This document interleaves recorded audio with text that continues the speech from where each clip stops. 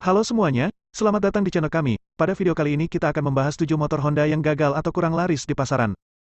Sepeda motor merupakan kendaraan yang menjadi favorit masyarakat Indonesia hingga kini. Selain harganya terjangkau, motor roda dinilai irit bahan bakar, serta bisa menjadi solusi untuk mengatasi kemacetan, sehingga daya belinya terus meningkat dari tahun ke tahun. Tidak pernah surutnya daya beli masyarakat akan kendaraan roda 2 ini, membuat perusahaan sepeda motor saling berlomba untuk jadi yang terbaik dan dipercaya oleh masyarakat Indonesia.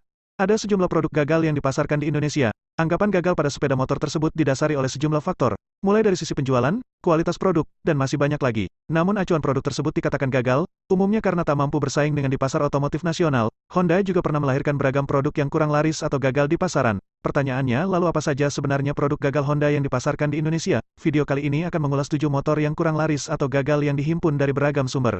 1.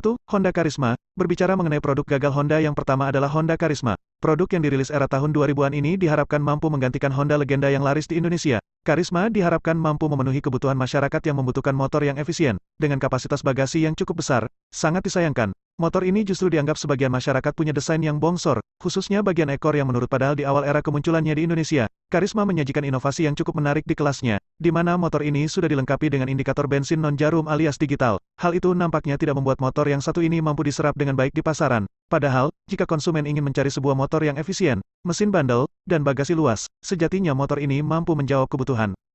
2. Honda CS1. Masih membahas mengenai jajaran produk gagal Honda. Selanjutnya adalah Honda CS1, motor bebek yang satu ini masuk dalam kategori gagal lantaran kurang mampu diterima pasar dengan baik. Pasalnya, banyak kalangan menganggap bahwa desain Honda CS1 terbilang nggak jelas. Bebek bukan, motor sport juga bukan. Andai disebut bebek sport pun dirasa kurang pas. Desain kepala bagian depan sejatinya mengadopsi desain CBR yang punya tampilan ala MotoGP, tapi ini menggunakan stang khas motor bebek. Hal ini justru membuat tampilannya terkesan aneh. Padahal Honda CS1 punya pelek dengan desain sporty yang keren, serta bagian belakangnya pun terlihat menarik. Pada bagian tengah terdapat desain yang mirip tangki, namun sejatinya bukanlah tangki, hanya desain yang ingin menyerupai sebuah motor sport.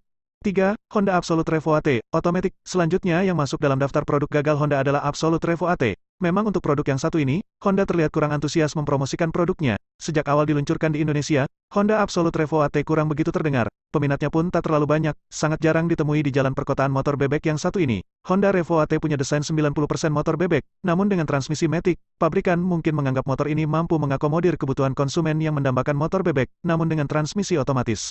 4. Honda Kirana. Mengapa disebut sebagai produk gagal Honda? Alasan paling tepatnya adalah karena Honda Kirana bisa dibilang sebagai proyek coba-coba pabrikan di Indonesia. Alasannya, karena saat itu penjualan Supra X110 masih menggembirakan, lalu Honda mencoba merilis motor bebek terbaru dengan kapasitas 125 cc melalui Honda Kirana. Kirana sendiri pertama kali rilis untuk pasar Indonesia di tahun 2002 silam. Motor bebek satu ini punya mesin 4 stroke, single cylinder, air cooled, yang mampu menghasilkan tenaga 6,7 kW pada putaran 7.500 rpm. 5. Honda Supra XX. Bicara Honda Supra, seakan tak ada habisnya. Mengingat motor bebek ini sudah ada di Indonesia sejak 1997 yang dikenal dengan Astrea Supra. Produk ini ditawarkan dalam beberapa tipe, dan salah satunya masuk dalam daftar produk gagal Honda, adalah Honda Supra XX yang dianggap sebagai produk gagal Honda. Motor yang dirilis tahun 2002 itu, sejatinya menjadi terobosan Honda di segmen moped low-end. Pasalnya sepeda motor ini telah dipersenjatai dengan kopling manual, layaknya sebuah motor sport, namun sangat disayangkan, inovasi Honda tersebut justru dianggap gagal. 6. Honda Supra V serupa dengan Supra XX. Nasib yang sama juga dialami Honda Supra V, yang dianggap sebagai produk gagal Honda.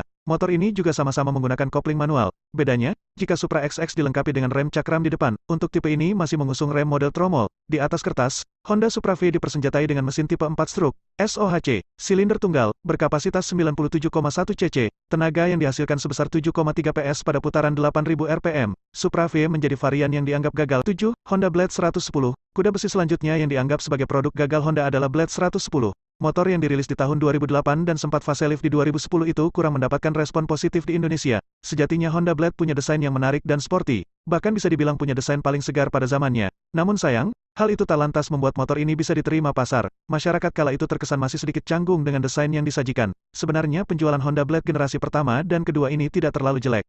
Gimana? Motor kalian termasuk produk gagal gak? Itulah 7 motor Honda yang gagal atau kurang laris di pasaran. Terima kasih telah menonton video ini, semoga apa yang kita sampaikan bermanfaat. Jangan lupa like and share jika kalian suka video ini dan jangan lupa subscribe channel ini agar kita lebih semangat lagi membuat video.